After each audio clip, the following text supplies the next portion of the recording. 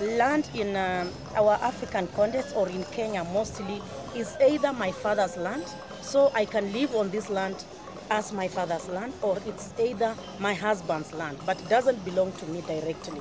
So we work with the poorest of the poor.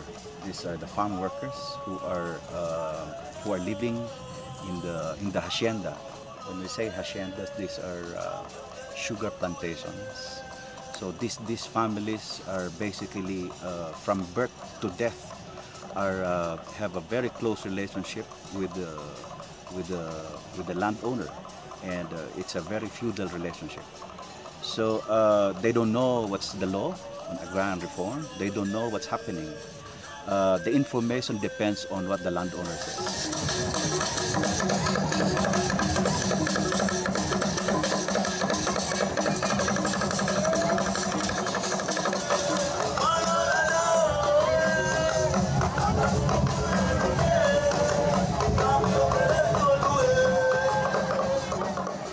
The GLTN stands for the Global Land Tools Network. It's a unit formed within UN Habitat, which is an organization UN dealing with shelter, mostly with shelter issues, but also with land tenure questions more generally.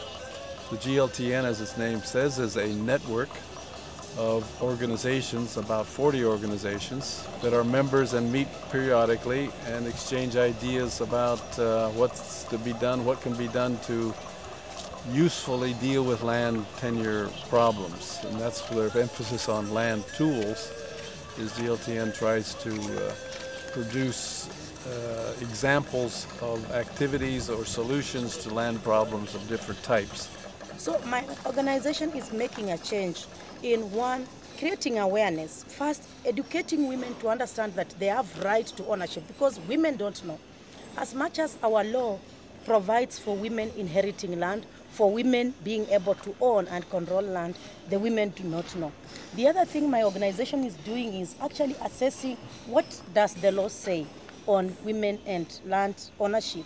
Is it happening on the ground? If it's not happening, what are the issues? But this is a grassroots way of people going through the issues, understanding the in-depth and the magnitude of the problem, and being able to share among themselves, even if they will not be able to document, but then they can share and make a change in their life. So this is what my organization does. The work we are doing is related to land, housing, in different aspects. One of the aspects is related to the training and the participation of the grassroots women in all the process to get the land tenure. And also the housing construction programs through the technologies of seismic and resistant construction is related to the women in housing, in how to secure the land and housing. You know, housing rights is a new issue to us. 6 years ago, housing rights is a brand new issue to women. We don't know what is housing rights. We don't know our rights.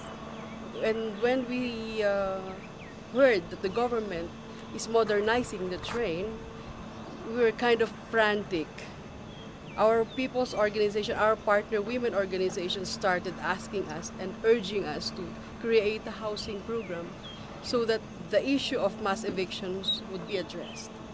And then that's the start of our campaign.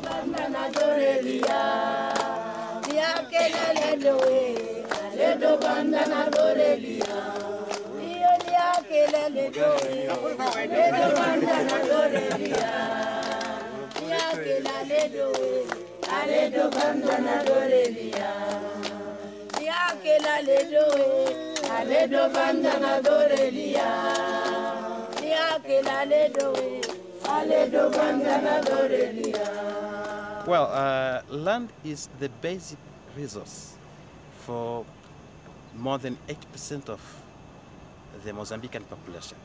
So having access to land, having access to natural resource, then it makes clear that people can improve their lives. So land is the base where everything is.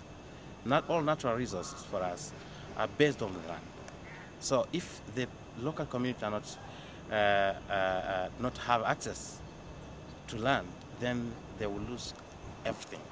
So land literacy has become very powerful tool, and under this we have apparently organized more than 280 organizations in one particular state in India. Right to land is basically linked to right to food. So therefore, these are very interrelated rights. And for us in the Philippines, right to land is guaranteed under the Constitution. Part of the Constitution is basically to address the social justice component, which is not happening. So therefore, the legal parameters is there, the laws, the statutes, the constitutional provisions are there, but it's not being implemented. So the strategy is basically to empower these people to assert their rights and pressure the government to implement this program. Now one of the priority issues of the Land Tools Network is the phenomena of land acquisition, some say land grabbing, where national and international investors are acquiring land for agricultural production or for forestry or for tourism. And this then oftentimes affects land that may not be legally owned but is occupied by land poor families. And so there's a danger of conflicts and confrontations if these existing de facto land rights are not dealt with properly. It's a complex organization because we operate at the global level with networks, but we have created campaigns where grassroots groups can operate on the ground. So for us, we like being in the GLTN because we think it's one of the first places in the UN that's taken seriously the role of grassroots and has opened up a space, as we could see here, where grassroots themselves could actually be sitting at the table with the researchers, with the planners, with the UN staff. And it's really the first one that I've seen.